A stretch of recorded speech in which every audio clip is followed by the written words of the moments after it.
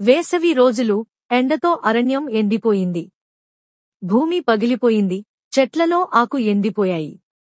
జంతువులు, కొంపలు, కోతులు సులువుగా మిక్కిలి నీళ్లు లేకుండా అలసిపోయి, చుట్టూ ఒకే నీటికి ఎదురుచూస్తున్నాయి. చిన్న కోతి అరణ్యంలోని దూరంలో ఉన్న ఒక సీక్రెట్ బావిని గమనిస్తుంది.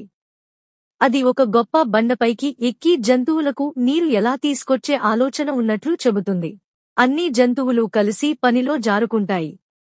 పటిష్టమైన కొమ్మలు, దాడులు మరియు బకెట్లు తీసుకువెళ్లడానికి ఏలుకలు మరియు ఏనుగులు సహాయం చేస్తాయి. పక్షులు దూరం నుంచి పరిశీలించి, చిన్న జంతువులు ఒకదాన్ని చుట్టి కొమ్మలను ఒక్కటిగా వలయంగా తయారు చేస్తాయి.